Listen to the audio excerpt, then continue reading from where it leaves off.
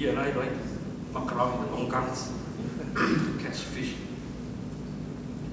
Bob Powell, most of you will remember his books. Bob was a great collaborator. We worked together on the Kampong Bugis tropical city. Tony Tan, old sock, sailor friend, used to be Singapore's sailing coach, but again, thinking outside the box, he's now full-time sailing coach from Thailand. Vet extraordinaire, Tan Hua Lap, and Ho Hua Chiu, nature conservation. Kevin's here, yeah. He's a lawyer, mountain writer, historian, fellow Boy Scout. Okay. Scouting will feature a lot in stuff there. Sure. Uncollected client, fantastic cook, great friend. I built the house in Ho Chi Minh City. Fantastic.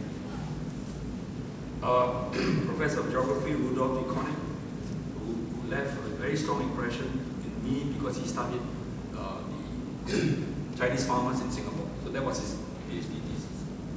And he's been a frequent researcher and traveler to Southeast Asia, great expert on Southeast Asian agriculture. I learned a lot from him. He was once asked, what is the definition of geography? And he gave the reply off the top of his head, that geography is the study of the wisdom of the inhabited earth. Wow, I thought to myself, this is a man who knows his stuff. Richard's there. Yeah. My neighbor in my office, a passionate landscapist, fellow scout. We learn, well, for me, I don't know about him, but for me, everything I know, I learned from the Boy Scouts. Besides the stuff that Tok told me. And Ko Pao Kun, of course, I cannot forget Pao Kun. I mean, the man who single-handedly created a whole new genre of Singapore theatre. One day he came to my office, and which was at that time in Armenian Street. He pointed across the street and said, "You see that building there? The substation. We turned that into an art center." I didn't believe it. So we cracked through a small hole in the wall. We went inside, it was all dark. And he says, "Can you imagine this space as the theatre?" I said, "No." Finally, I was convinced that we did it. And this Liang Law, he's not here.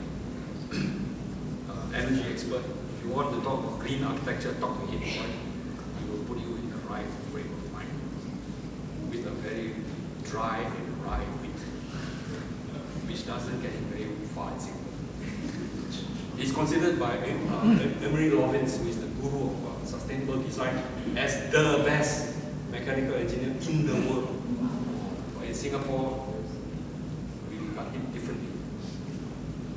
And this is another good friend, a jungle tracker, a bird expert, artist, educator. He runs my camp up in Hawaii. This is another good friend, Sharifuddin Budin, who used to be a jungle fisherman, but now he's a Kla conservationist. This is the project which I worked with him. We built this longhouse in the upper reaches of Ningiri, which is up in Kelantan, with the water asli, and it was going to be the kind of eco center for the catch and release program. But in 2004, there was an inland tsunami. All the logs there was huge rainfall. The logs were collected along the river, and then the water built up, and then the dam burst. And everything for 100 kilometers along the river was destroyed, including this project. And that time, of course, a great friend, inspired by him, architect, but he's a complete wizard. I wish there would be time later on to show, for me to ask him to come up here and demonstrate we still haven't found a name for the program that he wrote, especially for this, the project which I'm talking about, the autobiography of ideas. That every one of you can write your own autobiography using this program. And you can keep on adding to it and altering it, and it will be there forever. So, autobiography for everyone in the world. Via Bantao. Okay, apologies for those I missed out. These are two characters that I want to talk about. First is Dr. Goh, and the other is George Thompson. Dr. Goh, in my opinion, was a good friend, but at a distance. He somehow, I became aware that for some reason, he watched over me, alright? When I was organizing the takeover of the Singapore Herald, the second English language paper in Singapore that was closed down by the government, he called me up and gave me some words of advice. He said, it's a great idea to have a second English language paper, but it will not last. Okay? And on several other occasions, during one of his birthday parties, his son invited me. I went to his birthday party, and he saved my life. When the door opened, he was there to greet me. On the right-hand side of him were 3 perm sacks. On the left-hand side were another 3 perm sacks. It was his way of saying, lay off, be my friend. Okay? So, George, Dr. Goh was a friend indeed. George Thompson was another very good friend, the director of Political Studies Center. He introduced me to the intricacies of Singapore politics. Okay? I didn't realize it, but he was trying to get me to join the party. So he sent an article which I wrote in 1967 called Housing, Identity and Nation Building. He sent it to Mr. Lee. So I got a phone call from Mr. Lee, come and see me. So I did. So George recommended the thing to Mr. Lee, and it had consequences.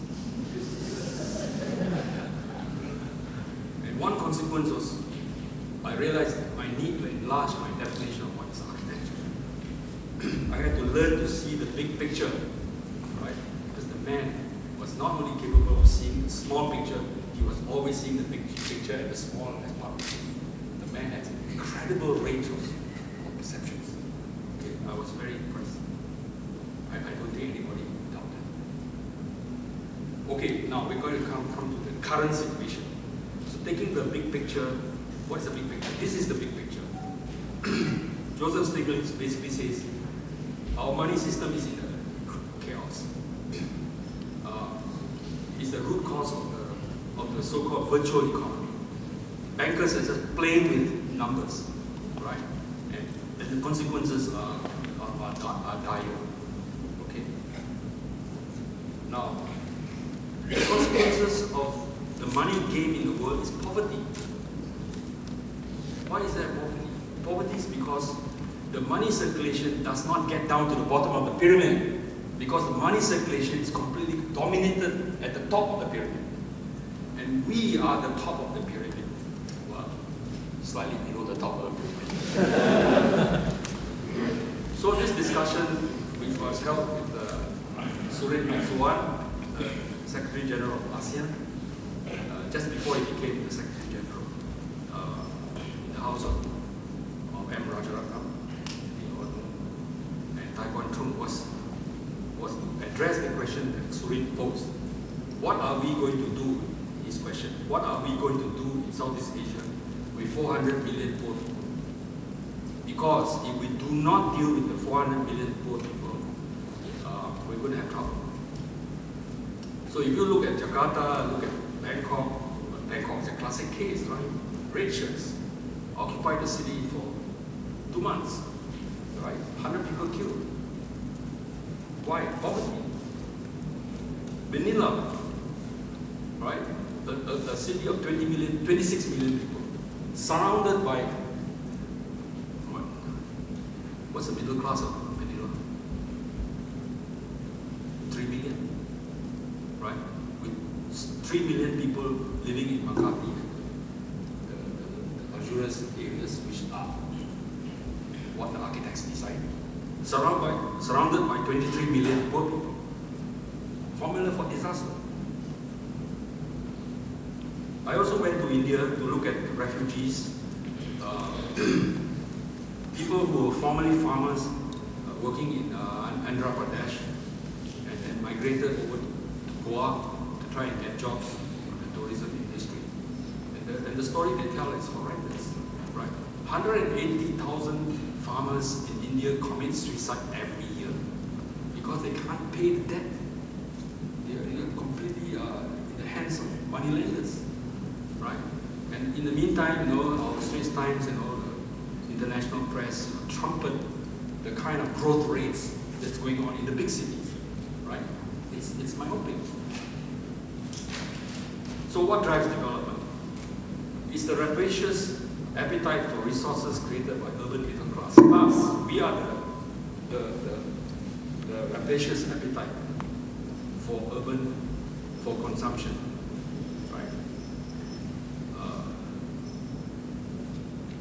Somebody wrote an article about the MAULS, malls of Manila. Things like that. I rather use the spelling MAUL than MALL. The malling of Manila is not quite the same as the malling of Singapore. But Singapore is lucky because we are surrounded by water. We don't have a perimeter of slums. So then, what to do about this? That's the question. Do we still, as architects, continue to think about, the next client on the next URA sale of land, on the next awards for the URA 20 under 45s? What's the big deal for architecture? Okay, I can say this because I don't practice in Singapore anymore. And in fact, I would announce now I don't want to. Because practicing in Singapore for me is just a bloody aggravation. Okay, now look at the facts. This is India. This entire area stretching from this area right down to Andhra Pradesh, Tamil Nadu. There's a mountain range that runs all the way down. Okay? What have we got to do with that? A lot. That area is the green belt on the western seaboard of India. It's where the Indian Aboriginal peoples live. Okay. That area also contains the richest mineral deposits in India. And enormous numbers of MOUs have already been signed with all the mineral extracting companies in the world. And they are anxious to get on with it, to clear the forest, clear the people out, and get on with the digging of the iron ore, the aluminium, the copper, etc., etc.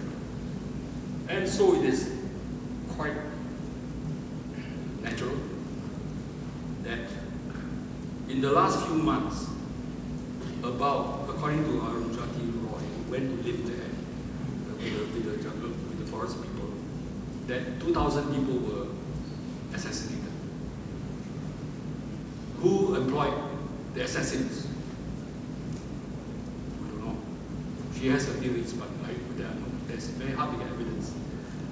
These are apparently armed militias that are paid money to go and do genocide, clean out the place. Okay? Why? In order to satisfy our need for minerals, etc. And too bad for the gingers and the pine and the palm trees that grow there, okay? So that's because the middle class lifestyle is based on urbanism, which is the cause of many of the world's benefits and its woes. But this, for our profession, is our bread and butter as architects. So what then is the alternative? Can we find a new balance between urban and rural? I ask myself. Okay. So in 2008, I wrote this article, which was a rehash of a paper that I gave at the conference in NUS at the Asia Research Institute. At that time, I described the problem as resolving the rural-urban dichotomy, the separation into two realms. That we should begin to think of the rural and urban as one space and not as two spaces. Because so long as we think of it as two spaces, we administer them separately. We budget them separately. We imagine them separately. So the world that we have today is a world made up of two realms, the city and the country. So intellectually and actually, we are not concerned about the countryside at all. So long as the price of rice is reasonable. But we need to be concerned, particularly the impact of climate change on the food production. Okay, so this was published, and immediately after this was published, this was 2008,